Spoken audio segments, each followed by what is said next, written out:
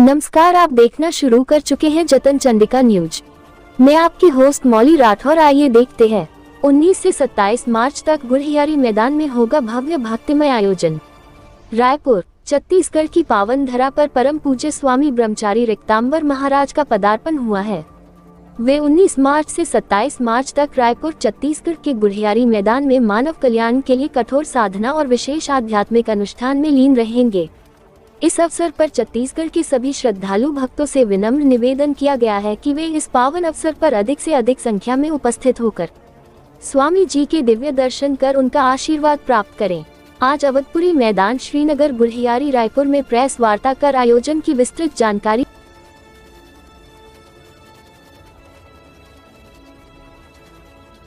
पत्रकार बंधुओं का तहे दिल से हार्दिक अभिनंदन और स्वागत।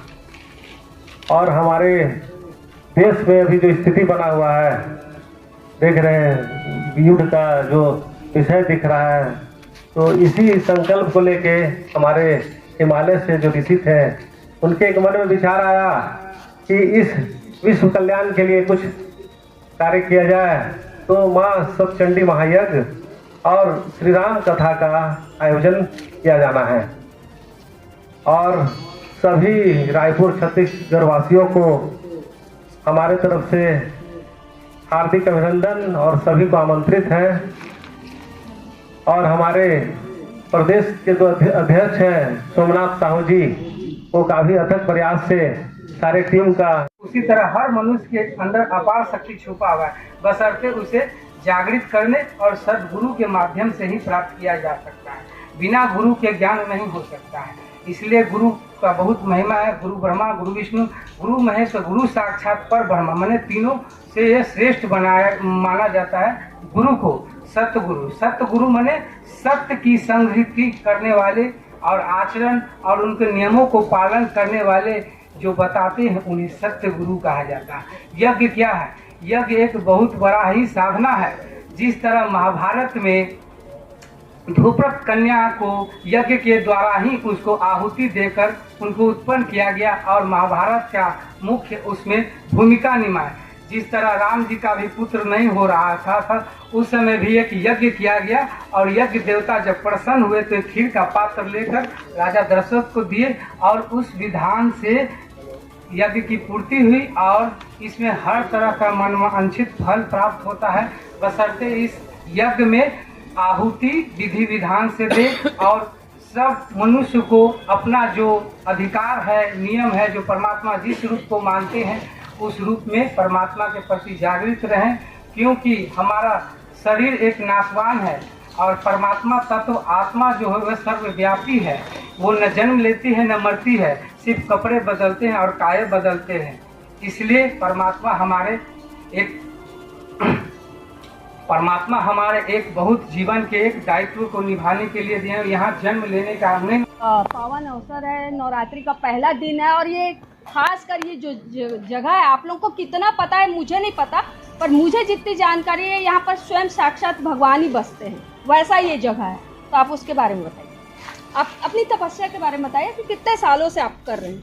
ये 25 वर्षों से लगातार इस तरह का हठ योग साधना पूरे जिले में जा कर आध्यात्मिक शक्ति जो विलीन होते जा रहा है कलयुग के प्रभाव से, जन जन लोगों में हम जाकर इस तरह का साधना कर उनके भक्ति का प्रसार कर रहे हैं। क्योंकि कलयुग में काम, क्रोध, मोह, लोभ, अहंकार ज़्यादा बढ़ा हुआ है।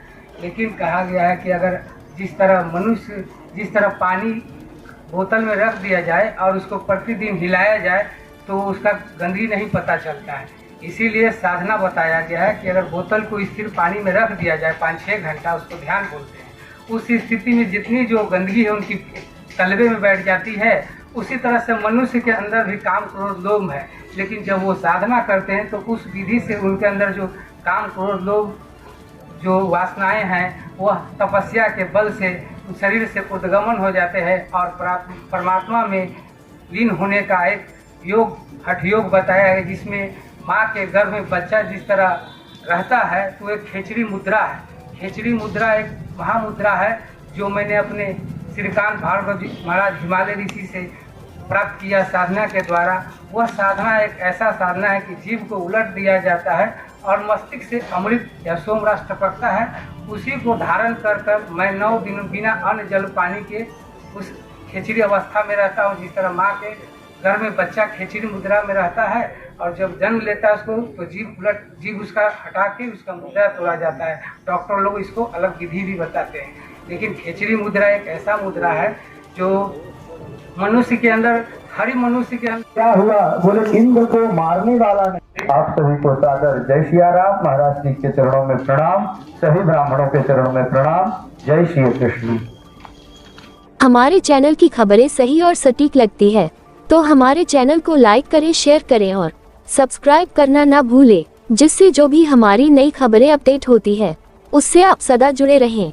बने रहे जतन चंडिका न्यूज।